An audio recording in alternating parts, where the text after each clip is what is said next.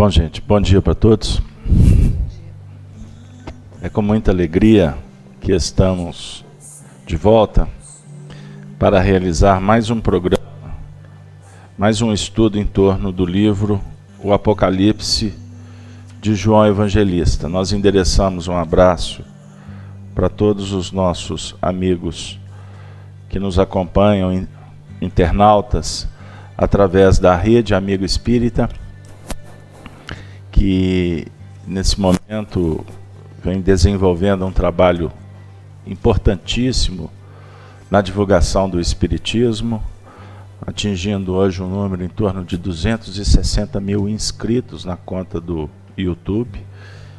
Inclusive a gente pede que vocês divulguem para que as pessoas se inscrevam, e é gratuito, como deve ser o trabalho do Cristo. Nós nos movimentamos, devemos lutar, e não é fácil, para angariar os recursos para manter, mas cobrar é uma coisa que somos contrários.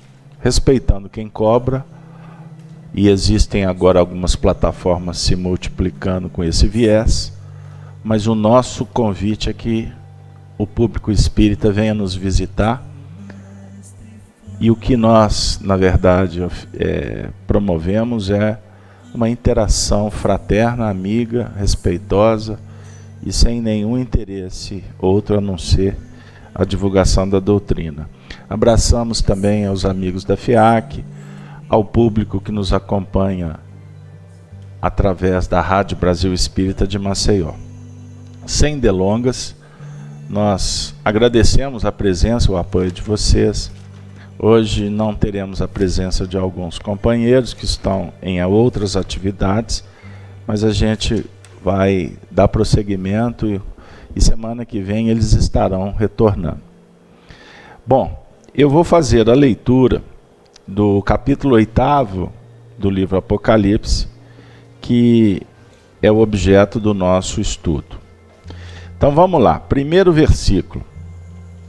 E havendo aberto o 7º selo, fez silêncio no céu quase por meia hora. E vi os 7 anjos que estavam diante de Deus. E foram-lhe dadas 7 trombetas. E veio outro anjo e pôs-se junto ao altar, tendo um incensário de ouro. E foi-lhe dado muito incenso, para o pôr com as orações de todos os santos sobre o altar de ouro, que está diante do trono. E o versículo 4, e o fumo do incenso subiu com as orações dos santos, desde a mão do anjo até diante de Deus. E o anjo tomou o incensário e o encheu de fogo do altar, e lançou sobre a terra. E houve depois vozes e trovões e relâmpagos e terremotos. E os 7 anjos que tinham as 7 trombetas prepararam-se para tocá-las. E o primeiro anjo tocou a sua trombeta, e houve saraiva, e fogo misturado com sangue. E foram lançadas na terra, que foi queimada na sua terça parte. Queimou-se a terça parte das árvores, e toda a erva verde foi queimada. E o segundo anjo tocou a trombeta, e foi lançada no mar uma coisa como um grande monte ardendo em fogo, e tornou-se em sangue a terça parte do mar. E morreu a terça parte das criaturas que tinham vida no mar, e perdeu-se a terça parte das naus. E o terceiro anjo tocou a sua trombeta, e caiu do céu uma grande estrela, ardendo como tocha, e caiu sobre a terça parte dos rios, e sobre as fontes das águas. E o nome da estrela era Absinto, e a terça parte das águas tornou-se em absinto. E muitos homens morreram das águas, porque se tornaram amargas. E aqui nós vamos ficar nessa leitura. Vou fazer um improviso aqui. Pede o Gino para tirar para mim o som da música. Ele sabe como é que é. Vai lá. Bom, gente.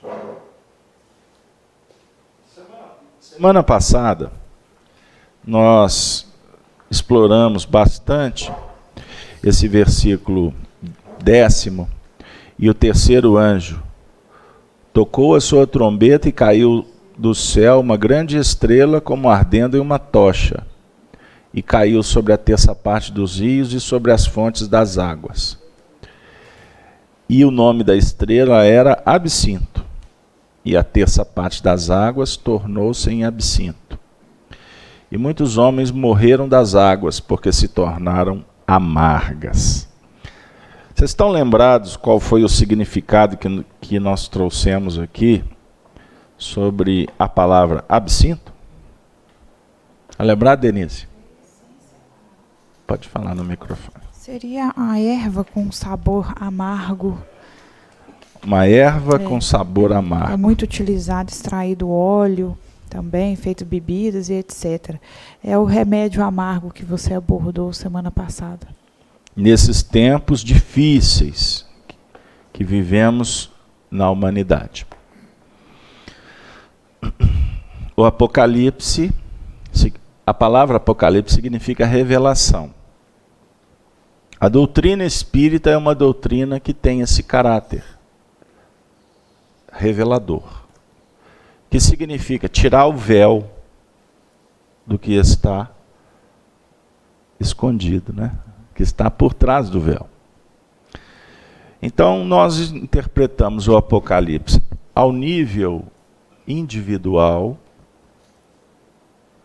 ou seja, estamos tirando o véu para entender os objetivos da vida. E o Apocalipse também, ele tem uma proposta para que a gente entenda o que está acontecendo com a coletividade. Porque evoluímos em sociedade e a humanidade está escrevendo a sua história. Então existem os fatores, os fatos pertinentes à nossa trajetória e à trajetória da coletividade. Tudo bem? Isso para nós é muito claro aqui no estudo da manhã. O nosso estudo não tem um caráter finalístico, ou seja, ao longo dos séculos o Apocalipse foi interpretado como um momento da história em que tudo iria terminar. Por isso é que a palavra finalístico. O mundo vai acabar. Aí se pensava em catástrofe, depois guerras nucleares, invasão alienígena.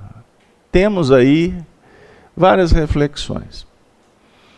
Se o mundo fosse acabar, todo o processo evolutivo, toda a narrativa da evolução, ela perderia o sentido.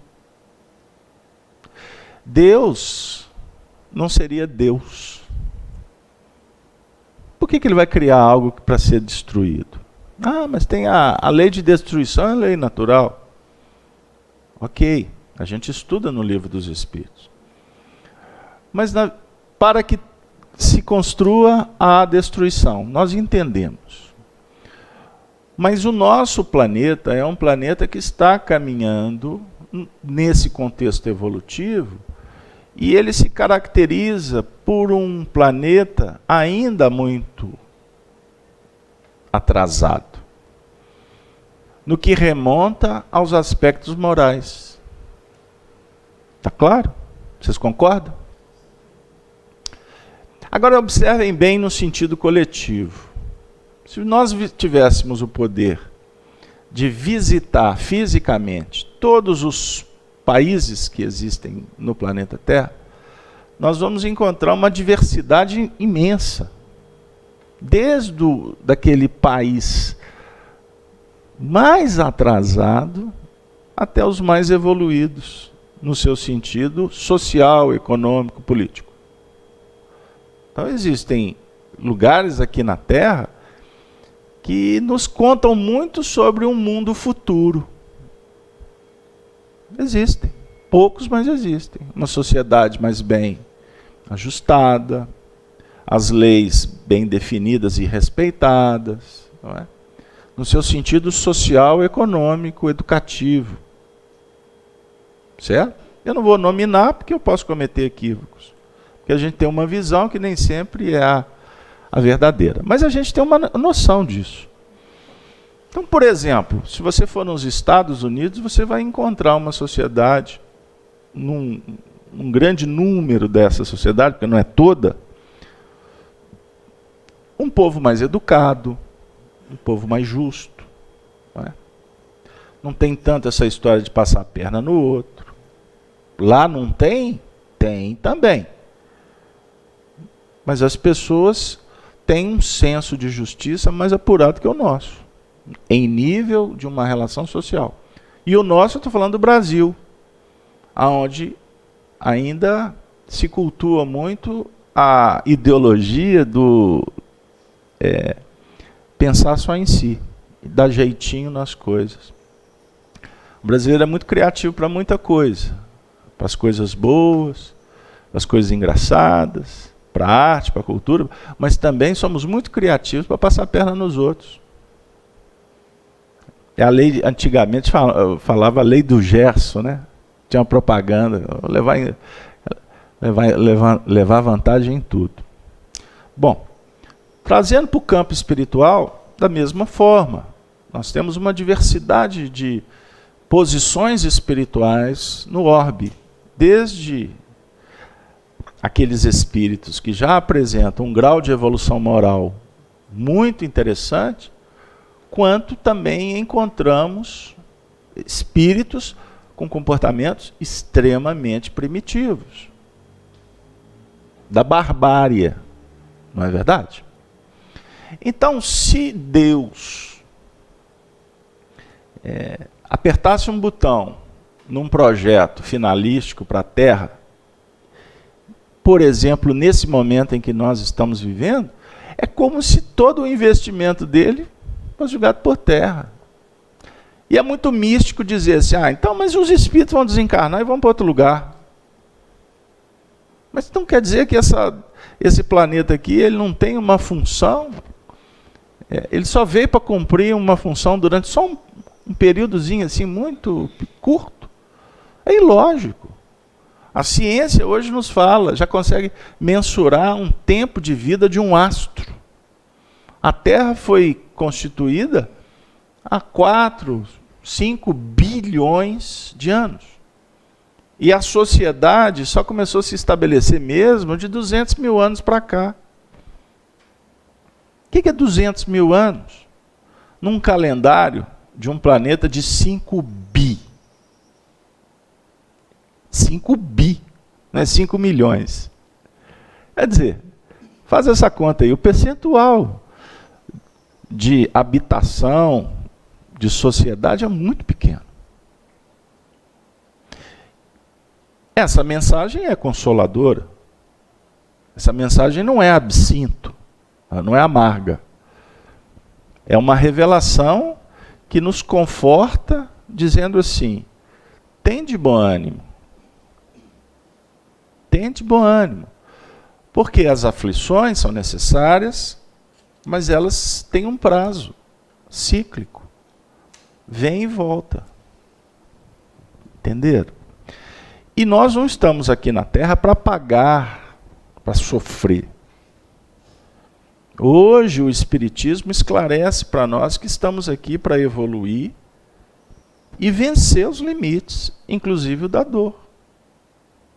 Agora, a dor, a aflição, ela caracteriza o estado evolutivo que nos encontramos. Kardec, filosoficamente, escreveu isso em vários lugares, em vários trechos na codificação. Mas no livro Céu e Inferno, que é um livro que trata objetivamente da questão da expiação, da prova, a expiação é psíquica. Espiar. O que é espiar? A gente acha que espiar é só sofrer, é só dor. Não, expiação ela é elaborada pelo próprio plano psíquico, que pode repercutir nas dificuldades do caminho. Mas expiação é conflito, é o se deparar com a realidade. E quando você se depara com um novo, o velho abala. O velho entra em colapso. Isso acontece na intimidade, gente. Mas e o que está acontecendo lá fora que está visitando os nossos olhos, os nossos ouvidos? Chega exatamente para aferir qual é a nossa posição evolutiva. Uma tragédia, quando chega, ela está batendo para dizer assim, como que você vai reagir? Seja quem está envolvido com a tragédia ou quem está observando a tragédia. Como que você reage? A sua reação vai dizer exatamente a sua posição. Você está bem emocionalmente? Você, psicologicamente, como é que você lida com os fenômenos? Se não lida bem, significa que você precisa de desenvolver-se para ajustar, compreender e agir com mais equilíbrio, com um grau de superioridade tal que você deixa de ser passivo e passa a ser ativo diante do problema.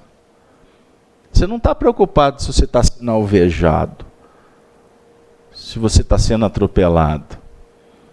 A sua intenção é levantar. Se está, você levanta e fala assim, quem está também? Deixa eu ajudar aqui.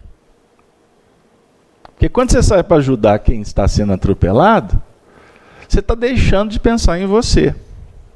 Certo? É lógico que eu não estou abrindo mão da preservação, não.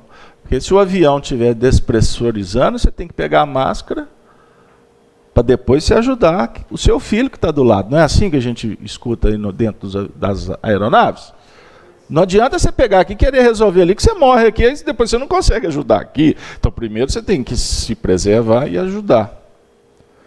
Mas o movimento, ele é um movimento extraordinário, que ele diz assim, que nós temos que buscar na intimidade o recurso, porque o recurso está aqui. A gente busca o recurso lá, o recurso está aqui, a inteligência, a sabedoria.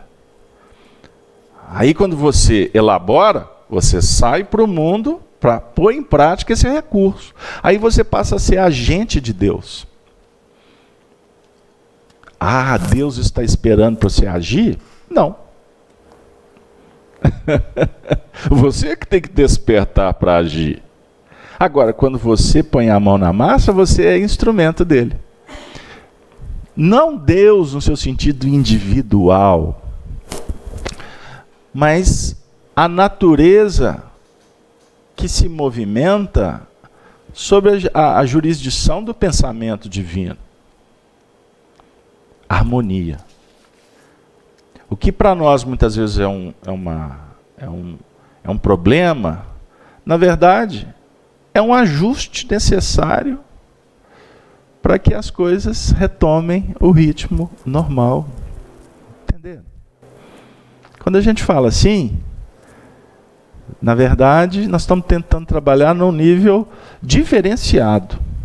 Porque se eu dou dados, fatos, nós vamos criar vínculo. E criar o vínculo, naturalmente, a mensagem fica pesada. Porque você vai buscar na sua intimidade histórias, retratos, filmes, cheiros, músicas, emoções, e aí vira um vulcão em erupção. Entenderam o que eu estou dizendo? E nós trabalhamos bastante na última semana que esse terceiro anjo, ele é um terceiro anjo enigmático. Ele vai tocar uma trombeta, é um sinal. E a partir desse sinal cai uma estrela. A estrela é a revelação, é a luz. E no caso, essa estrela é uma proposta que arde. Ela arde. É fogo. Fogo da transformação. Que vai cair sobre parte de rios. E os rios representam o quê? A irradiação que vem do alto e que se espalha. A mensagem. Pela água. Olha que barato. E tem que ser água. Porque a água representa o fluxo da vida. Planeta água. Seu corpo é água. O composto por muita água. Não é assim? Então a água é que irriga. A água que é veículo. Né? Para a gente pensar. Então muitas vezes quando nós nos fechamos no ego, no egocentrismo, nós podemos impedir o fluxo da vida.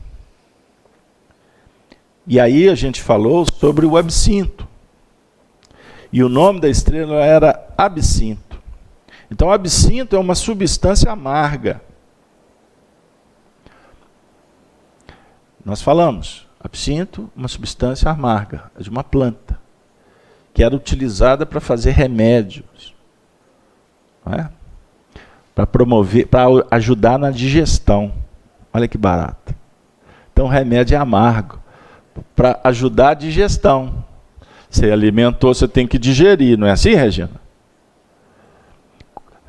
Uma coisa é você digerir um pratinho de saladinha light. Vai comer uma feijoada. Vai comer um escudo, como é que chama? Comida de mineiro, de tropeiro, um com aí não está saindo. Vai que você tem um negócio pesadaço, você vai ter um problema, não é? Hein? Aí depois está aí, 7 pratos e meio. Mãe, sorrisal. Olha para você ver como que nós somos infantis. Não é verdade, Agina? Porque eu estou falando do exagero, certinho? Porque tem hora que o sorrisal salva, porque você comeu um pouquinho, mas o negócio não funciona, a digestão não fluiu como deveria. Né? Aí tem que ter o remédio. Mas a ideia aqui é o amargor do remédio. Porque remédio ele não pode ter a característica de ser uma coisa agradável. Ninguém gosta de tomar remédio, né? Como é que dava remédio para... Remédio para criança geralmente dá uma adocicada nele, né? Fecha aquela porta para mim. Não é? Melhoral infantil. Já tomou melhoral infantil? Nossa, eu adorava tomar melhoral infantil. Docinho a bala. Hein? Chá de boldo. Não dá. Losna. Piorou. Biotônico Fontoura. Vânia. Abstenho-me de comentar. Pegaram aí, gente? Então, por que a doutrina espírita tem hora que ela tem um sabor de absinto? Que ela amarga. Tem reunião do Apocalipse. Tem churrasco. Tem festa. Sábado de manhã. Olha que horário que Casalberto foi arrumar para pôr estudo Apocalipse. É o dia de ir para o clube, 8h30 da manhã. Aí a gente escuta, lá em casa eu escuto isso, não, mas vocês fazem reunião demais. Eu assim, eu acho que tem hora que é pouco. Vai para o clube, depois eu chego lá. Hein? Óbvio, porque você tem que tomar um remédio, para depois você sair para semear. Se você trouxer alguém para cá, para ele pode ser um amargor sem condição de ser assimilado. Vir para cá fazer isso tudo, para mim, é melhorar o infantil. É docinho. Agora, quando a gente abre o olho e vamos para os textos, aí começa. Meu Deus, apertar o botão do problema. Porque vai doer. Eu vou olhar para mim, eu vou ver meu limite, eu vou ver como que eu estou me comportando. Entenderam? Denise, please. Dá um bom dia para os nossos amigos e ver o que eles querem trazer. Nossos amigos, agradeço a audiência maravilhosa de todo sábado aqui que estão conosco no chat e no Facebook também, muitos irmãos acompanhando o nosso estudo. Estão todos atentos, Beto. Por enquanto ainda não há nenhuma participação, mas já instiguei aqui os nossos amigos a mandarem perguntas. Logo chegará. Então o absinto é uma substância amarga. O nome é identificação e revelação. Então, é aquela área de luminosidade, de clareamento da nossa alma que no momento já não atende mais. O que nos dava alegria, até euforia. A vida, e agora tornou-se amargo. Essa frase é do Honório Abreu. Então, antes, clareamento. Antes, era o quê? Num primeiro momento, um sentimento agradável. Mas depois começa a incomodar. Por quê? Começa a apontar o caminho que deve ser trilhado. Ficou claro essa parte, gente? Agora, é muito interessante um fator. Porque dentro do mecanismo educacional, a revelação ela chega para propor. Mas como nós vamos lidar com a nossa realidade, nem sempre estamos dispostos a colocá-la em prática. Eu chego aqui, assisto a reunião, puxa, balança as estruturas, beleza. Mas daqui a pouco eu faço a prece final e eu vou embora. Quando você chegar lá na rua, no ônibus, no carro, que você estiver de volta para o seu núcleo de ação, vai surgir a oportunidade de você refletir. Eu vou ou não pôr em prática? Essa decisão, ela é sua. Ah, mas eu queria tanto melhorar. Mas quantas vezes a gente fala assim, mas deixa para mais logo. Ou então assim, será que é isso mesmo? Eu vou pesquisar mais. Ou então eu posso sair daqui dizendo assim, esse povo está tudo com problema. Eu não vou mexer com isso não. Eu gosto muito de ir à reunião. Olha a casa espírita. Adoro. Mineiro fala ama de paixão, né? Lá no interior eles falam assim.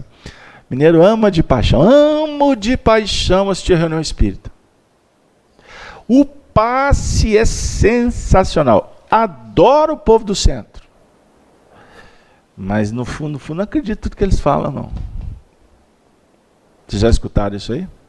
Ou então o indivíduo vem durante um tempo, é tratado em suas mazelas, recupera. Aí daqui a pouco ele fala assim, e agora?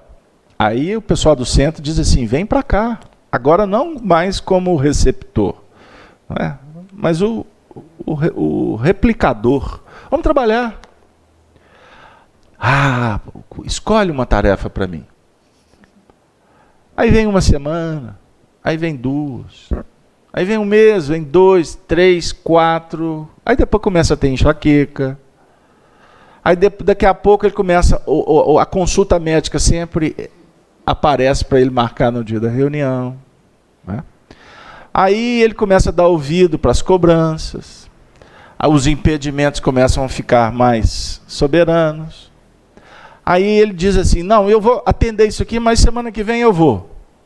Aí ele vai. Não, aqui ele atende agora o pedido do mundo, e semana que vem ele consegue mesmo, ele vem. Aí ele vem 2 semanas. Aí daqui a pouco aparece outra coisa. Não, como eu já consegui uma vez. Aí começa a ver o que? A intermitência. A maioria não fica. Quinta-feira eu comecei a falar o negócio do Honório, aí eu desviei o assunto, fui lá para dentro, terminou a reunião, falei, gente, por que eu falei do Honório, você lembra? Mas eu ia falar exatamente o que eu vou falar agora, viu, Denise, tá vendo? Nada que fica oculto que não é revelado. Eu ia contar uma história muito singela que o Honório repetia muito. É porque eu falei que tem gente que fala que frequentava a reunião do Honório e busca isso como chancela, como se isso fosse o suficiente para ele ser um deus na internet. Eu nunca vi ele lá. Mas aí é porque a gente vê tanta mentirada por aí, tanto fake news, inclusive nas palestras espíritas, você vê fake também. E eu não tenho nenhum escrúpulo, não tenho nenhum problema de tem hora que a gente tem que falar. Não estou denunciando, não. Mas eu estou dizendo que as pessoas devem ter compromisso com a verdade. Espiritismo, a minha escola é um espiritismo sério. Não é para brincar, não. Não é para virar youtuber, megastar e enganar pessoas. O Honório dizia que 10 batiam a porta, só ficava 10%. 10%. Os 10 eram curados. 10% é que ficavam. Qualquer lugar assim. Então por isso que muitos são os convidados, poucos os excluídos. Certo? Está de acordo? Então, porque é árduo o caminho. É difícil o trajeto. Bem-aventurado quem persevera até o fim. Aí o Honório batia nessa tecla. A senha é essa. Perseverar até o fim. Porque costuma você estar a semana tem 7, você está na luta até o 6º, o 5º dia. Chega no 6º, você não vou dar conta. Só que você não tem a noção que a semana tem 7 dias. Você está ali à porta do paraíso, mas como você não está vendo ainda o paraíso, aí você acha que ele não existe, ou que ele está distante, ou que você não dá conta. Ele está ali, na sua frente. Não tem aquela história, na hora do desespero, a gente faz a prece, a gente sabe que ela vai ser respondida, porque isso é uma promessa, e quem tem fé, confia. Foi Jesus quem disse. Pedi e obtereis. Certo? Buscai e acharei, bater e abrir-se-vos-á. A gente faz a prece, nós não temos paciência para ter a resposta. Mas é tão bom quando a resposta vem, né? Costuma demorar alguns anos, mas a resposta vem. Está arriscado, Regina, você ter feito uma prece há 30 anos atrás e ela está tendo a resposta agora. Há 30 anos. Mas eu não estou lembrado disso, não, Casa Aberta. Então, beleza, mas você fez a prece. Você pediu. Aí a gente aprende com os espíritos que o que a gente pede, nós seremos atendidos. Na maioria das vezes, não necessariamente como nós pedimos. Porque a gente não sabe exatamente o que a gente precisa. Então, é como se ao longo do processo, essa resposta vai chegando para nós, sendo adequada à nossa necessidade. Pode não ser nessa encarnação. Vânia, você foi médium para me julgar no tempo. Porque eu agora conecto com os amigos espirituais e vou contar uma história conhecida, talvez por vocês. Existe um romance de Emmanuel chamado Ave Cristo. Eu me recordo quando o Arnaldo Rocha me presenteou para que eu fosse instrumento, para que esse livro chegasse num acervo confiável. Os originais desse livro.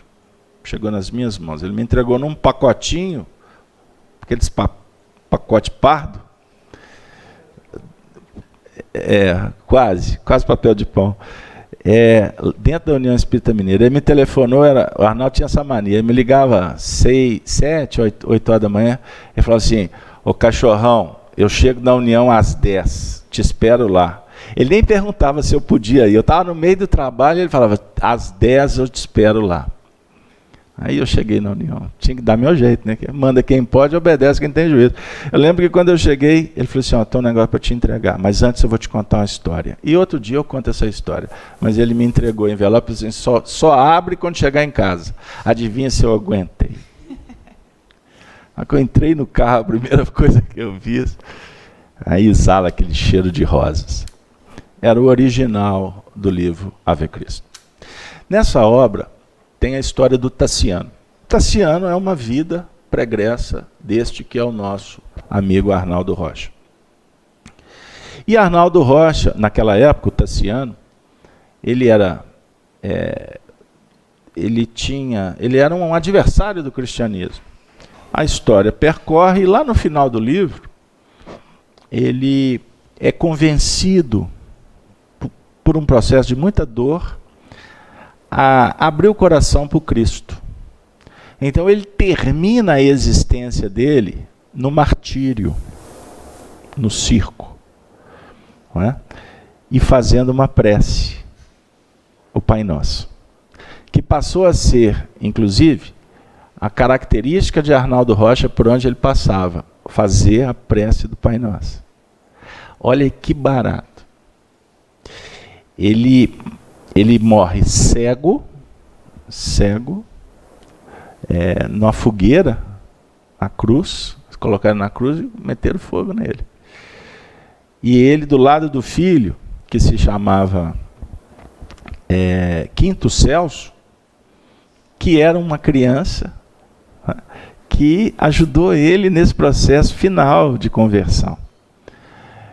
E o Quinto Celso, na verdade, era o próprio pai que nessa história desencarna e reencarna, e a vida coloca os dois de volta juntos.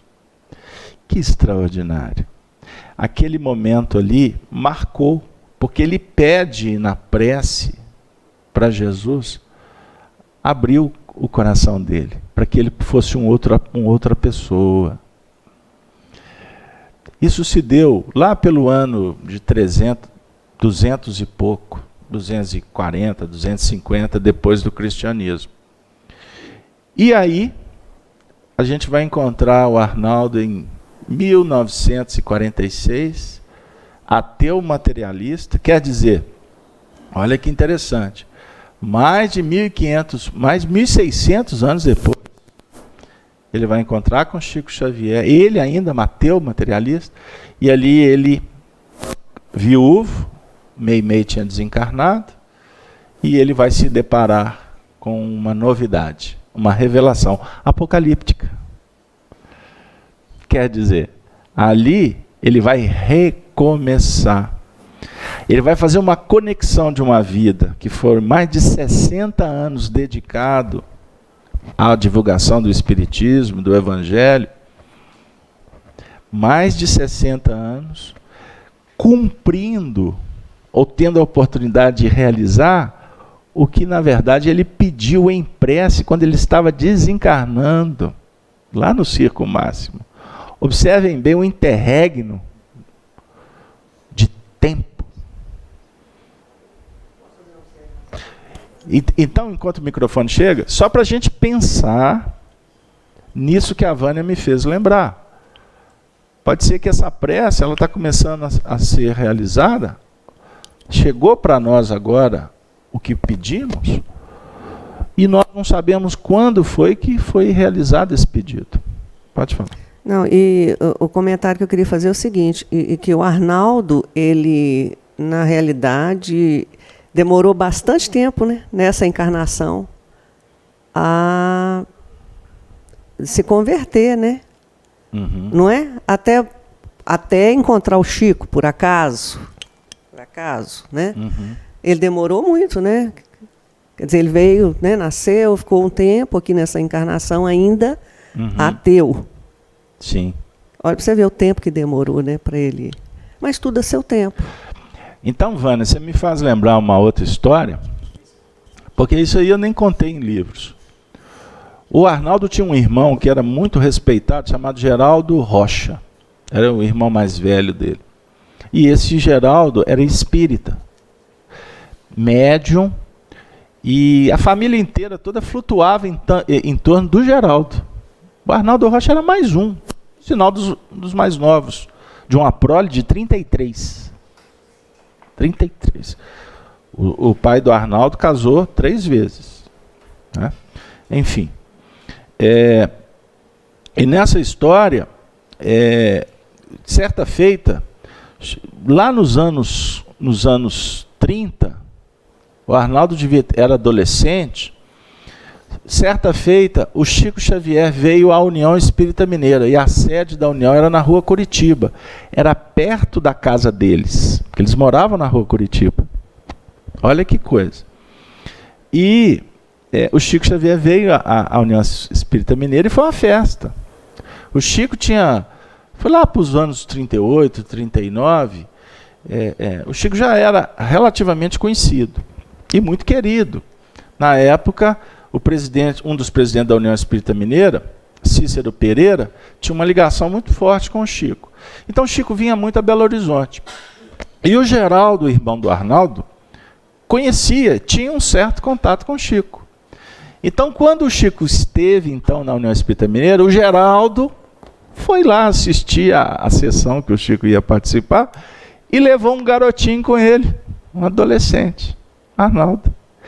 E aí eles se cruzaram numa escadaria, que tinha uma escada que ia para o 2º andar, que era uma escada externa, aqueles prédios antigos, a escada era externa.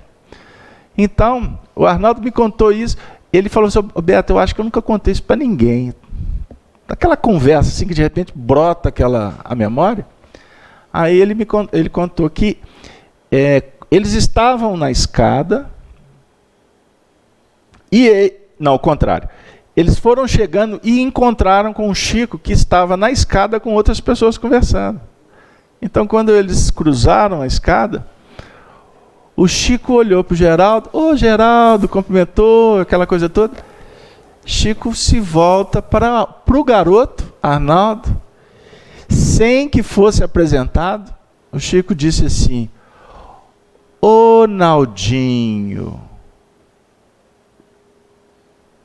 como que você demorou? Nós estamos te esperando aqui há muito tempo. Aí o Arnaldo me contou, falou assim: esse cara é doido. Primeiro que me chamou de Naldinho. Segundo, falou que estava me esperando. Eu não conheço ele.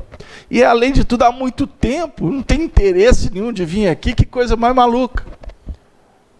Mas aquilo ficou na memória dele, não deu importância. Ele veio a se deparar com o Chico muitos anos depois, numa outra situação, ele mais velho. E aí, certa feita, ele e Chico se lembraram dessa história. Aí Chico disse para ele: pois é, agora você entendeu o que eu falei? Há muitos séculos, eles aguardavam o despertamento, o comprometimento do Arnaldo. Gente, isso é de um valor. Isso não é uma história de alguém apenas. Nós estamos contando isso porque isso tem a ver com a nossa trajetória. Talvez alguns aqui possam já até ter sido espírita em outra vida. É possível. Vocês são novos. O espiritismo tem 150 anos. Está arriscado, você pode ter conhecido o espiritismo lá na França, no século XIX, até já reencarnou aqui no Brasil, foi espírita assim meio barangandã, e aqui agora está no século XXI espírita de novo. Quer dizer, você tem uma chance de ter sido espírita 3 vezes. Mas isso não importa, nós estamos dizendo o seguinte, que esse momento que a gente está vivendo, você que está no chat, né, os nossos web amigos, ele parou tudo para ligar o computador, ele está fazendo um esforço. O outro já adotou isso como regra, o Flávio Diamantino, procura ele aí que você vai achar, estou vendo ele aqui. Todo sábado de manhã ele está compromissado. Por que nós estamos nos movimentando em busca dessa água limpa?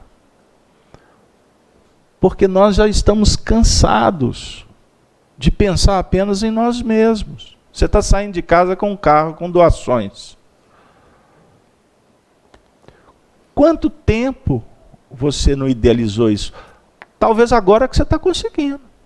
Antes você não tinha tempo, talvez não tinha disposição, ou não estava interessado. Mas agora é meta. Nada substitui. Para o mundo que eu quero descer. Isso tem que ser considerado. Por isso que tem hora que a gente joga, dá umas caneladas, aponta aí uns desvios, etc. Porque, na verdade, não me interessa o que os outros estão fazendo. De coração. Nós formamos opinião. Mas qual que é o nosso objetivo? Vocês entenderem um pouquinho do que é o trabalho que a gente faz. Nós não queremos que vocês criem uma dependência com o espiritismo, com o centro espírita, e muito menos com pessoas. Vocês sabem. E agora eu estou fazendo uma meia-culpa. Quando alguém vem me elogiar, a primeira coisa que eu falo é assim, para, não é, Denise? Essa aqui, a começa, eu falo, menos. Por quê? Porque isso é um equívoco grave. Uma coisa é você incentivar para que outros façam as coisas boas. Agora, a outra coisa é você parar a sua evolução para ficar reverenciando o outro. Você ficar admirando a luz do outro. Isso é um erro interpretativo. Porque enquanto você para observar, você está deixando de operacionalizar. Aprenda a passar e ir embora. Desvincula. Não cria vínculos que possam te trazer impedimentos para você caminhar. Porque os nossos vínculos principais, eles precisam ser considerados. Que é a sua família, é os seus amigos, é o ambiente que você se encontra. A casa espírita é o nosso vínculo. Aliás, para mim aqui, a família, vocês, eu costumo ficar mais tempo com vocês aqui do que com a minha esposa. Tem hora que ela fala que eu sou turista. No bom sentido. Porque meu compromisso no lar eu não substituo por nada. Porque a primeira, o Chico é que falava isso para o Arnaldo, primeiro é a obrigação, depois a devoção. Primeiro é o seu compromisso lá do dia a dia, com as pessoas que você tem vínculo. Porque o vínculo maior que você tem é com a sua família. É ou não é? Esse vínculo que nós temos aqui, eu falo, Denise é minha parceira. Porque ela senta aqui toda hora, né? Eu falo muito para Denise, pô, mas isso é cíclico. Tem prazo de validade, viu, Fernanda? Então não se apegue a ninguém. Cuidado com o apego. E quando você vê muito oba-oba, muita bajulação, esse aqui é irmão desse. Pode saber que tem interesse. Porque tem pessoas que bajulam para conquistar alguma coisa. Aí depois que conquista, pé no caminho. Isso é muito comum. As relações, muitas vezes, entre nós, elas são mercantilistas, utilitaristas.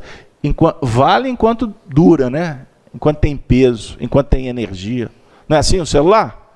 Acabou, acabou. Outro. As pessoas agem assim. Então, nós temos que admirar virtudes. Por exemplo, gratidão, comprometimento. Se você é amigo, seja fiel. Seja fiel, sabendo que você está sendo fiel a uma amizade e não a pessoa. O que eu quero dizer? Porque se essa pessoa desconsiderar o valor que você está dando àquele empreendimento, é óbvio que você vai ter que reconsiderar isso. É uma questão de inteligência, certo? Agora, não significa que você vai descartar a pessoa. Olha que pepino que eu entrei. Por que eu vou falar disso? Hein? Você não vai desconsiderar. Ele é seu irmão. Você não troca de irmão, você não troca de mãe, você não troca de filho. Os outros você troca, né? A gente troca demais. Você pode trocar. Mas e aí? Então vamos pensar, gente. Denise, mais algum ponto aí ou eu posso passar? Esse absinto... Oi? Pode continuar? A Denise também escorrega igual.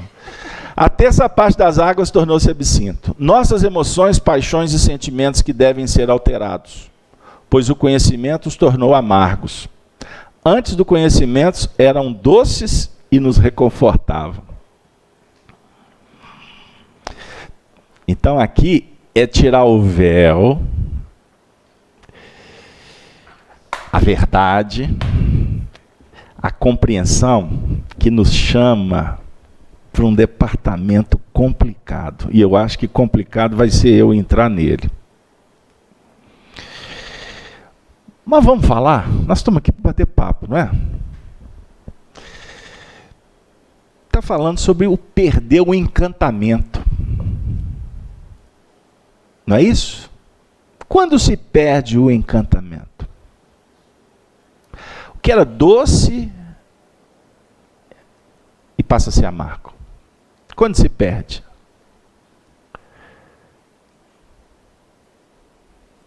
Por que o encantamento deixa de existir? Porque você parou de sentir?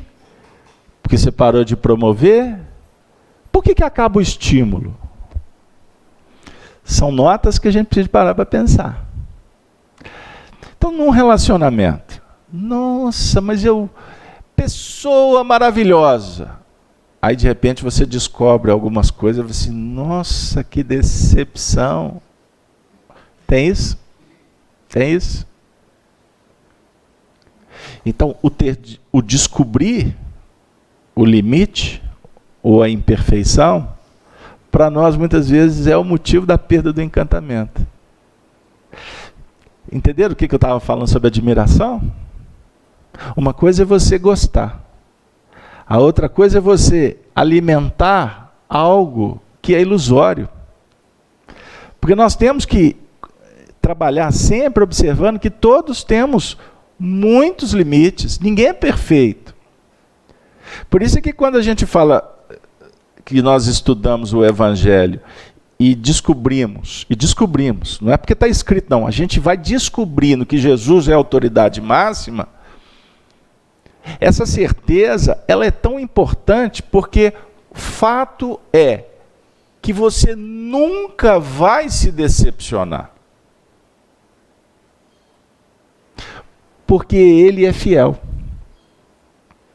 E Ele é um Espírito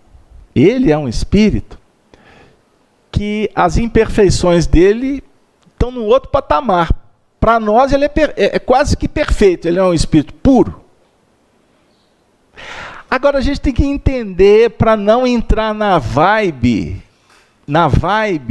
de uma admiração com Jesus que não tem sentido. O endeusamento a Ele. Mas observei, sim, nem a Ele, nem ao imperfeito. Se eu souber, eu vou falar para os espíritos agora, se eu soubesse que o tema era esse, eu não tinha vindo. Porque é um pepino falar desse assunto. Porque nós temos que ter cuidado na reflexão. Mas ela tem uma lógica bem adaptável que a doutrina espírita nos apresenta. Amar é reconhecer, é compreender. E não, o que você falou? E não cobrar, e não comprar. Eu achei que você falou comprar, eu gostei. Porque a gente acha que a gente compra. É aquela ideia da conquista. Entenderam? A conquista. Essa palavra, ela é enigmática.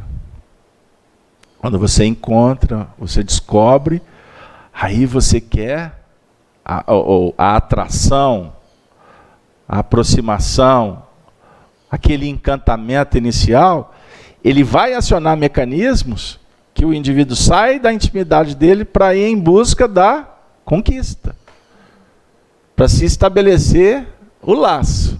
Não é assim? E quando se consegue, hein? A vitória. Vocês conversando, né? Estou vendo, um olhando para o outro. Tem hora que os assuntos no carro brotam aqui. A Regina falou assim, né, Regina? Ontem ela falou assim, não, mas você é bruxo. Vinha eu e fulano, isso é sempre. A gente está conversando, aí chega na reunião, o assunto vem. Aí eu brinco assim, os espíritos costumam ser fofoqueiros. Estou brincando. É porque, na verdade, é o seguinte, vamos explicar? Você está no carro, tem espíritos te ouvindo. Tem benfeitores presentes. Se o assunto é sério, é natural que eles utilizem, seja quem for que esteja aqui, para ser instrumento para esclarecer o que vocês perguntaram no carro. Eu não disse, pedi e obtereis? É muito comum, vou dar um dado aqui para vocês. Eu faço uma reunião aqui, eu vou receber uma pessoa de fora. Segunda-feira é o dia da mediúnica. Aí eu recebo essa pessoa aqui mais cedo. Já aconteceu isso demais. Aí eu converso determinados assuntos assim, aí na hora que começa a chegar a turma da reunião, eu falo para a pessoa assim, mudamos o assunto. Agora aguarde que o que nós conversamos será respondido durante a reunião. Combinado? Isso eu estou contando para vocês diálogos que eu tenho com pessoas experientes em espiritismo e em mediunidade. Aí, quando chega no final da reunião lá que a gente está fazendo a avaliação, eu olho para a pessoa e falo assim, e aí? Faz assim, ó. A turma aqui da reunião não sabe bulufas do que eu conversei com ele, mas foram instrumentos para os assuntos pipocar. É assim que acontece, gente. Faz uma prece e espera, fica com os olhos abertos, com os ouvidos ampliados, porque a resposta vai chegar para você. Chega através de um programa de televisão. Há pouco tempo eu estava em busca de uma frase para colocar no livro. E a ideia era aquela, mas a frase não vinha. Meu Deus. Aí eu falei assim, espiritualidade, vocês me ajudam aí, porque a antena aqui está quebrada. Vocês acreditam que passaram 7 meses? Deve ter tido 4 dias e algumas horas e outros segundos. Eu estou assistindo lá um filme, com perna para o ar. De repente a cena foi desenvolvendo. Blum! Veio a frase. Quando eu vi, a frase brilhou. Eu falei assim, mas era isso. Aí eu vi assim, é só esperar. Para as coisas informativas, acontece. E para as coisas do coração também acontece. Para as coisas do coração também acontece. Com isso, gente, essa terceira trombeta, ela é complexa. Porque ela tem um aspecto positivo, e o fenômeno dela também, como ela vai movimentar as coisas complicadas, ela faz com que a treva também se manifeste. Foi assim com os acontecimentos do cristianismo. Jesus chegou, trouxe a mensagem, os primeiros cristãos, as primeiras igrejas, e depois o que aconteceu? A ambição surge. Eu vou fazer uma pequena leitura de um parágrafo só, do Rodrigues Leles, numa obra extraordinária que se chama Apocalipse e o terceiro caminho. Ele diz assim, a grande estrela, Absinto, ardia como um facho, isto é, trazia em si mesmo a ambição e tudo mais que um espírito pode conter como fonte de lutas, crueldades e sofrimentos, tanto para si mesmo quanto para outros. Chamou-se ela, reencarnada num corpo de um homem. Agora nós vamos para a história. Flávio Valério Constantino, o legendário Constantino Magno. Promovendo por ambição de domínio a absorção do cristianismo pelo Estado romano e imprimindo àquele, após convenientemente modificado, a estrutura deste, caiu de fato sobre a terça parte dos rios e sobre as fontes das águas, isto é, das correntes de ideias e concepções doutrinárias do cristianismo genuíno, que, assim, se tornara amargosas. Muitos homens morreram, entre aspas, para as concepções referentes à verdadeira espiritualidade caritativa e fraterna, demonstrando o fato o quanto pode influenciar na causalidade dos acontecimentos históricos um indivíduo ambicioso que tenha nas mãos o meio de dominar. Para nós, assim como estava escrito que Paulo se encontraria com o Espírito do Cristo na estrada de Damasco, fato que o transformou no solapador por excelência do Império Romano, também estava escrito que Constantino iria marcar com a sua atuação uma das mais importantes e significativas curvas da história, na qual apareceria como necessidade da época a Igreja Apostólica Romana, destinada a zelar pela alma de Roma e pela moral cristã, sem o que a bestialidade humana dos tempos primitivos não seria desgastada, fato que exigiu o martelar doutrinário por séculos a fio. Eu vou explicar. Esse parágrafo é denso, mas ele é importantíssimo para a gente entender o fenômeno da estrela que desce, ardendo. É a luz que vem, mas o regurgitar, o movimento que essa luz promove, que se torna um movimento reativo, ele também é poderoso, forte, e faz parte da história. Entendam isso. Nós temos 20 minutos para falar do assunto e terminar a reunião. Que esse assunto vai desdobrar semana que vem. Porque nós vamos abrir a quarta trombeta. Vou repetir para a gente pegar o gancho. O Cristo veio, trouxe a mensagem libertadora. O mundo primitivo da época, barbárie. Os próprios judeus conspurcaram a mensagem de Moisés. Se tornaram fariseus.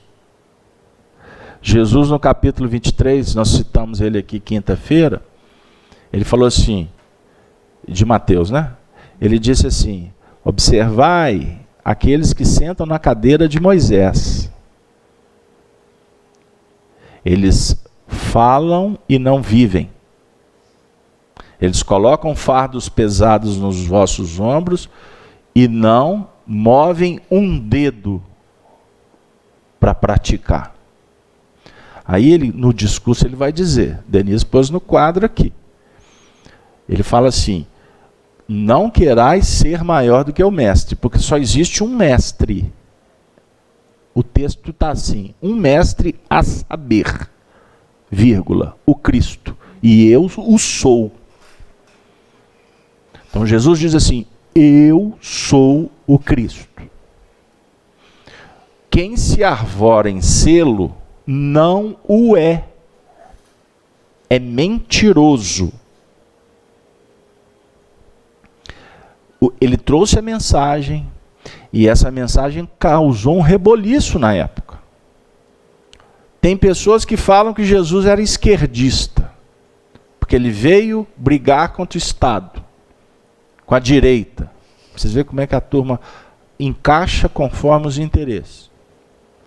Não é? Mas nós respeitamos. Porque direita e esquerda, na verdade, você tem o braço direito, você tem o braço esquerdo.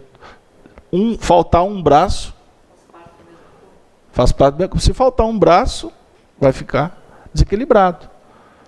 Então, as facções políticas, na verdade, a ideia lá atrás, na época socrática, na época da Grécia Antiga, que a política, na verdade, ela é para debater o assunto e caminhar para um objetivo que favoreça o progresso. Isso é política. A concepção de política foi modificada pela própria concupiscência do homem. Então dizer, por exemplo, que a política... Tem gente que fala assim, eu não gosto de política. Quando ele fala isso, ele está fazendo uma péssima política. Porque todo movimento nosso dialético, de diálogo, ele é um tipo de política que você está adotando. Agora, qual a moral que está por trás é outra história. Certo? Então vamos voltar. Jesus veio lançar uma mensagem para quem era da direita e da esquerda. Para todos. Ele não era de esquerda. Entendam bem o que eu estou dizendo? Eu estou sendo aqui apartidário, porque eu, particularmente, não me envolvo com direita ou com esquerda na política do mundo. Eu observo para mim poder contribuir, mas não sou partidário. Porque se eu for partidário, inclusive, eu desautorizo o meu trabalho na doutrina espírita. E tem espírita que na época de política veste mesmo camisa. Eu respeito, mas eu acho um tanto quanto incoerente. Se é que eu entendo certo o que Jesus veio trazer. O que a doutrina espírita vem promover. Inclusão para todos. Um trabalho de oportunidade para todas as pessoas, certo? A doutrina espírita esclarece que somos livres e que, mediante a utilização da liberdade, nós vamos definindo o nosso caráter e o nosso destino. Você é livre. O nosso sofrimento é relativo à nossa ignorância. Agora, a doutrina espírita diz assim, com Jesus, não é? Sede simples. Abra o coração. Observe o que está chegando. Porque os sinais estão te convidando para você progredir e para você se libertar do que te aprisiona. Olha que barato. Olha que legal. A gente poder saber o que está acontecendo. A tendência é que você se liberte. Eu tenho falado que somos manipulados por robô. Inteligência extraordinária, mundial da internet. A Regina estava conversando com uma amiga no WhatsApp. Veja, não me deixa mentir sozinho, não. Aí elas estavam falando de um assunto, de um livro. Na hora que acabou a conversa, ela estava conversando. Acabou a conversa, ela apertou um botão lá qualquer, aí saiu uma página com notícias, né? Na notícia que saiu para ela, tinha a resenha do livro que ela tinha acabado de citar. Aí ela virou para mim e falou assim, Beto, foi uma coincidência, você tinha dito na reunião exatamente que nós estamos sendo monitorados. Quer dizer, não temos mais privacidade? Não. Não foi por acaso, não foi fenômeno espiritual, não. Porque se você digitar no WhatsApp, na rede social, seja qual for, um nome, vou para a ala feminina, que tem só eu, o senhor, o seu Márcio e o Roberto aqui, né? Bendito o fruto entre elas. Me fala o nome de uma marca de uma bolsa. Não, só pensa, porque senão vai sair uma propaganda para você. Uma marca de uma bolsa. Começa a conversar isso no telefone. Faz esse teste. Rede social. Daqui a pouco vai chegar uma propaganda para você dessa bolsa. Significa o quê? Existem códigos. Existem palavras que são decodificadas. Pela voz, pela digitação. E agora está chegando a tecnologia do escaneamento facial. Olha que bonitinho, eu só olho para o celular, não preciso nem digitar a senha. Você está sendo monitorada. Ok? Este é o mundo que nós estamos vivendo. E aí, puxa, eu não posso falar disso não, mas eu vou falar rápido. Aí o que acontece? Se você perceber, você entra na internet para fazer alguma coisa, daqui a pouco abre 3 milhões de portas, e o que você foi fazer na internet, você costuma nem fazer. Você está sendo maquetada como uma marionete, para chegar aonde? Que é o núcleo da sua atenção. O fruto da árvore, ele vai estar sendo ali, ele vai chegar para você o tempo todo ali, como dialogando com você, obviamente aqui com um contexto materialista, para você consumir, para você gastar. Nesse viés, outras inteligências também funcionam, inclusive religiosas. Começa a digitar determinados assuntos. Procura um vídeo de um exemplo, um pastor evangélico. Daqui a pouco vai chover no seu celular vídeos de um pastor ou de vários pastores evangélicos. Futebol. E agora no espiritismo. Existem plataformas sendo construídas com inteligência e com dinheiro, para você começar a assistir só alguns autores. Prestem atenção. Aconteceu lá atrás com Constantino. Ele foi o instrumento, porque o cristianismo, olha para vocês verem, ele já estava sendo adulterado. A mensagem de Jesus no século II, no século III, ela já estava sendo motivo de morte entre os cristãos. O Emmanuel reencarnou naquela época. Ele foi um presbítero que ele foi brigar contra o sistema, porque o sistema queria fazer de Jesus Deus. Aí na época esse presbítero falou assim, não gente, ele é um homem virtuoso, um homem extraordinário, mas ele tem humanidade. O Emmanuel estava discutindo isso lá atrás. Sabe o que aconteceu com o Emmanuel? Foi assassinado. Eu não vou dar o nome dele não, pesquisem, vocês vão achar. Ele foi assassinado. O que o Lélio está falando aqui é o seguinte, que reencarna um homem chamado Constantino, o Magno, que o que ele fez? Ele instituiu a igreja, ele uniu a proposta cristã e surge então o catolicismo. Porque estava tendo uma grande briga entre os cristãos. E isso estava afetando a segurança do próprio imperador. Foi em função desse processo todo que criou-se um cisma e a igreja se dividiu. A igreja do Ocidente, situada em Roma, e a igreja ortodoxa, porque tinha os radicais, que se estabeleceu em Constantinopla. Então, havia 2 imperadores, né? O poder se dividiu também. Eu vou caminhar por aí para não ficar. Para dizer o seguinte, o que o Lélio está falando? Que o próprio mundo espiritual permitiu que acontecesse o seguinte, a igreja tomou a rédea da mensagem de Jesus. E ela usou essa mensagem de Jesus para exercer o domínio que a gente estuda aqui como heteronomo. O que é um poder heteronomo? Eu separei até aqui porque a gente fala sempre de uma forma solta, porque a ideia da heteronomia é uma ideia que cria dependência, submissão e obediência. É um sistema de ética segundo o qual as normas de conduta provêm de fora. A palavra heteronomia é formada do radical grego hétero, que significa diferente, e momos, que significa lei. Então é uma lei diferente.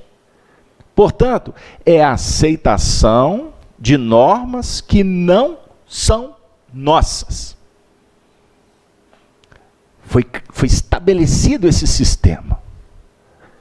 3 palavras-chave: dependência, submissão e obediência.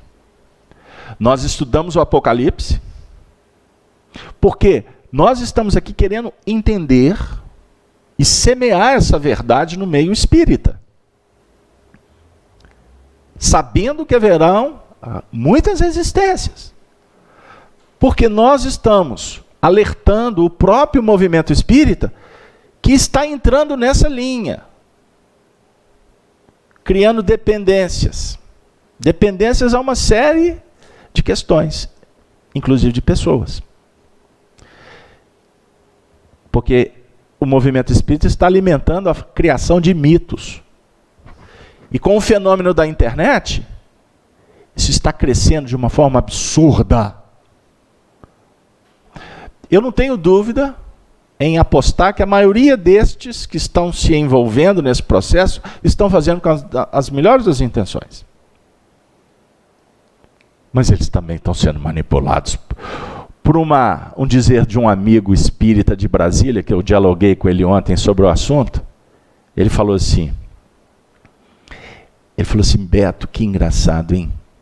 A espiritualidade trevosa, ela fomenta uma bruma que se espalha ao longo do tempo e ela vai sendo assimilada como ideias por parte dos religiosos que insistem em continuar adulterando a mensagem do Cristo.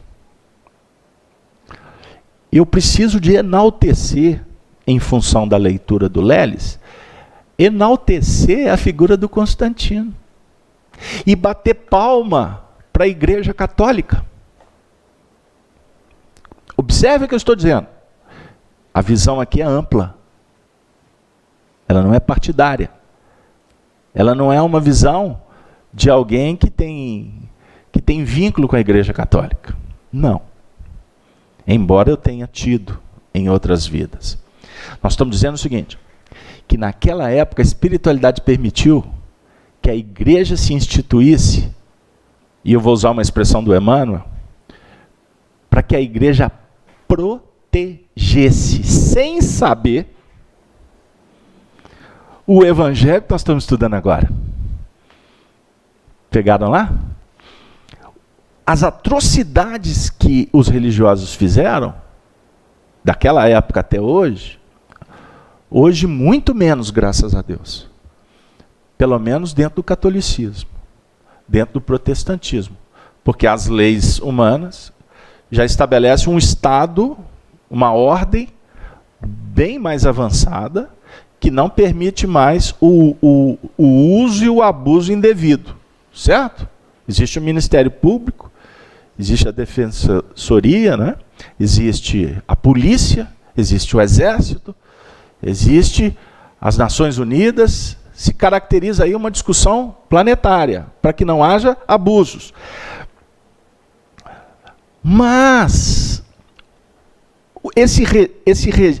só voltando, porque na época o povo era primitivo.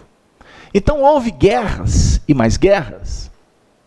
Houveram manifestações da Inquisição em vários lugares do mundo. O processo da escravidão dos negros, dos índios. E o mundo caminhou para um outro patamar. Então isso diz para nós o seguinte, que tudo que aconteceu lá atrás, aconteceu por autorização do alto.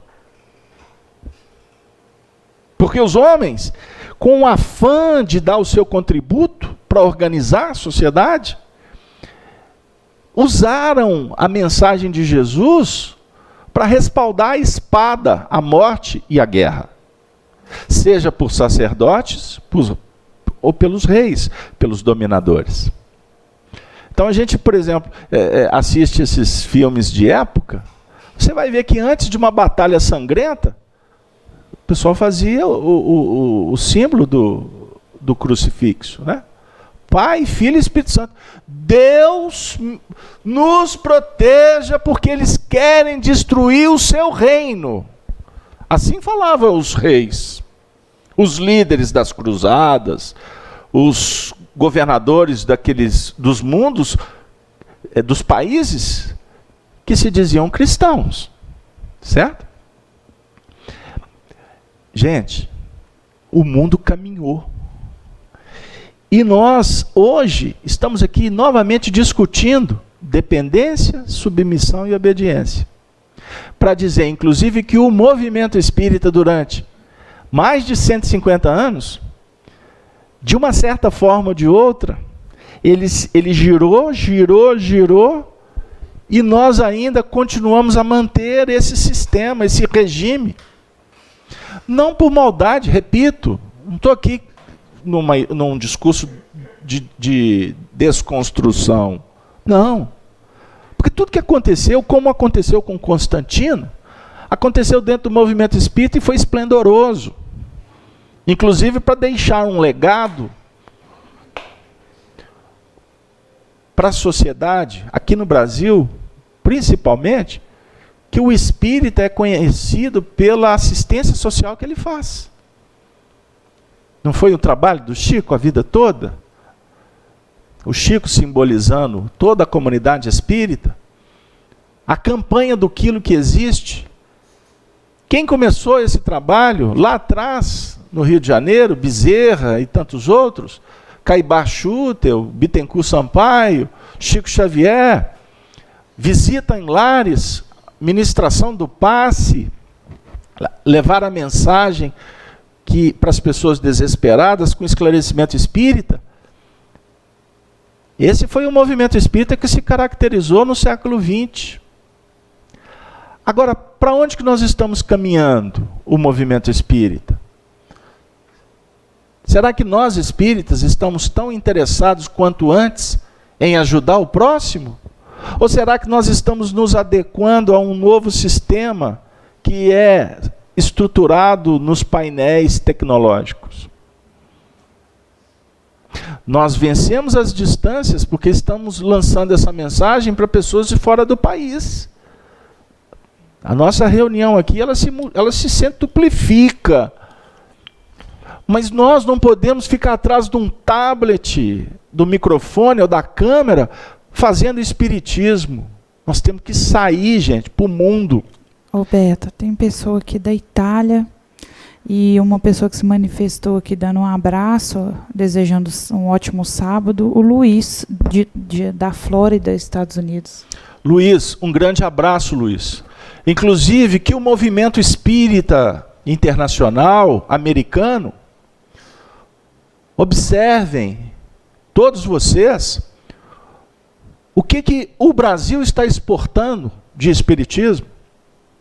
Porque as próprias lideranças espíritas hoje, elas mesmas favorecem para a criação de mitos, de referências, que sem que se perceba, eles estão se unindo, formando plataformas, canais pagos, adquirindo um espaço violento na internet,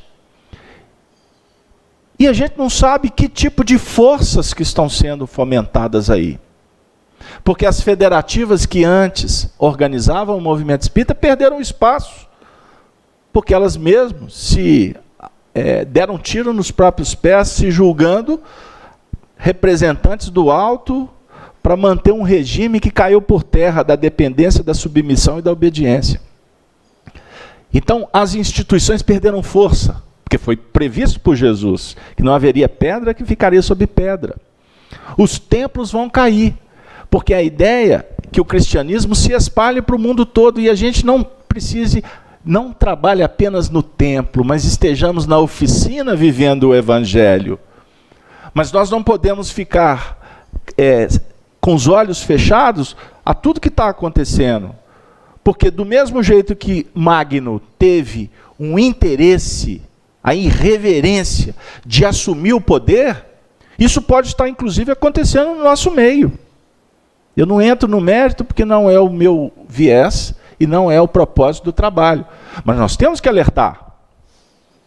Porque senão nós vamos novamente criar um sistema complicado no meio espírita.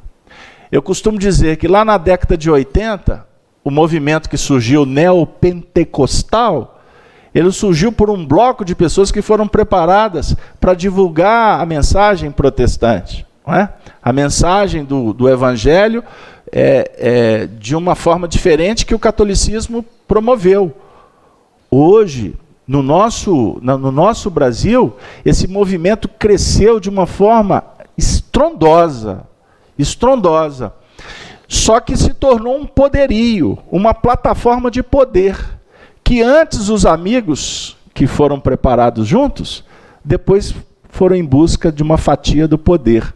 E aí a gente vai verificando quantas escolas, quantos projetos, quantos templos de Salomão que foram edificados pelo Brasil afora, fomentando um regime de dependência, submissão e obediência a pastores, a sacerdotes. Não é essa a proposta do Cristo. A proposta dele é de desenvolvermos autonomia moral, sermos livres e assim sermos felizes. Não temos que ter dependência, nós temos que ter autossuficiência. Submissão à vontade de Deus? Como assim? Deus é amor. Deus não exige de você nada. Deus te dá amor. O amor é tão extraordinário que você está no lugar certo, com as pessoas que você precisa, na hora ajustada, para que você se desperte. Então você não tem que ser obediente a nada. Aliás, você tem que entender a sua consciência, né? Que a lei está escrita nela. Você precisa entender o que ela está te dizendo. Mas não significa que você tem que ser obediente, burro, cego, encaixotado. Não. A consciência é uma lei que ela foi escrita por você mesmo. Então você tem que admirar a sua consciência. Ninguém está te dizendo para você estar de joelho e sofrer. Não. Para. Como é que fala, Denise? Vamos combinar. Seja feliz, você merece. Você nasceu para brilhar. Você nasceu para fazer amigos. Viaja, conheça, troque, dialogue. Se comprometa com o dever. E esse dever é você que escolhe. Nós estamos num dia muito triste também. Em função da tragédia acontecida lá na pequena e pacata cidade de Brumadinho, lá no Cantão do Feijão, né? Barra do Feijão, Córrego do Feijão. A gente observa a possibilidade de se deparar aí com mais de 300 mortes, né? Possibilidade. E a gente vê novamente a lama se misturando com a água e contaminando, espalhando detrito para todo lado. E o que mais nos choca, além das mortes, além dos estragos, dos prejuízos, é que a tragédia foi anunciada. Nós temos em Minas Gerais dezenas e dezenas de barragens iguais ou maiores do que essa, que estão em situações de risco. E é muito interessante que eu ouvi hoje no rádio um depoimento de uma pessoa que faz parte da Defensoria Pública, que debateu em dezembro, eu não sei se foi junto com a comunidade, regido pelo governo estadual, eu não sei em que âmbito que foi essa discussão. Mas ela falou que no momento de votar a aprovação da ampliação dessa mesma barragem que estava parada há 3 anos, para que essa barragem passasse a produzir 80% a mais do que ela produzia, numa reunião com a direção da empresa, ela foi voto vencido. Porque ela apontou os riscos e observou que tudo foi ajustado de uma forma muito estranha, muito rápida, em função de troca de favores. Ela está denunciando corrupção. Ela está falando sobre aliciamento. São denúncias. Ela fez na Rádio Itatiaia, hoje pela manhã. Quem quiser acessa, e eu não tenho responsabilidade nenhuma por isso que eu estou trazendo. A não ser dizendo o seguinte: e aí? E amanhã? Quantas pessoas que estão vivendo em regiões de risco? e esse descaso do poder público? Até quando as nossas Minas Gerais continuarão sendo uma terra para promover riquezas de poucos em detrimento de sofrimento de muitos? E o que é mais grave, que precisa de ser falado, Belo Horizonte está cercada dessas barragens. Imaginem milhões e milhões de pessoas sem água. Então eu espero e torço para que o povo de Minas Gerais não espere os dirigentes. Que o povo de Minas Gerais possam ir para as ruas e dizer não para essas mineradoras. Impostos, rendimentos, tudo isso está em xeque, empregos, mas eu digo para vocês, e a vida? Nós vamos continuar pensando no ouro vil em detrimento da vida humana? As pessoas da ecologia gritam, mas eles são vozes muito pequenas perto de um sistema que está corrompido, como corrompida foi a mensagem de Jesus. Olhemos para o futuro, sabendo que o progresso está a caminho, mas não esqueçamos que nós somos fomentadores desse progresso. Nós temos que aprender a ter dignidade e aprender a também falar não, porque fora isso é omissão. Eu acho que nessa reunião nós concluímos talvez dizendo que esse absinto amarga muito mais quando a gente finge que está tudo bem, para ficar politicamente correto. Não é o nosso interesse. E não podemos ter medo de enfrentar a vida com Jesus no coração. Que Deus nos abençoe. Muito obrigado a todos. Ufa, foi um absinto. Espero que agora eu tome um melhoral infantil. Para ver se adocica a boca. Não é isso? Nós vamos com muito carinho. Me dá aqui. Não, pode deixar. Nós vamos... Liga o microfone para mim. Nós vamos pedir que a Regina, que nos visita nessa manhã, abre para ela aí. Faça a prece final por nós. Eu me despeço de todos os amigos do chat. Peço que curtem o vídeo, compartilhem o vídeo, porque cada like que a gente dá no vídeo, a gente ajuda para obtenção de recursos, para a gente conseguir, pelo menos, pagar a conta da internet, viu, gente? Não é para comprar passagem para ir para Jerusalém, não, para estudar o Apocalipse lá, porque a gente estuda ele aqui. Que Deus nos abençoe. Ave Cristo, Ave Cristo. Regina, muito obrigado, faça a prece por nós. Vamos elevar os nossos corações em agradecimento a Jesus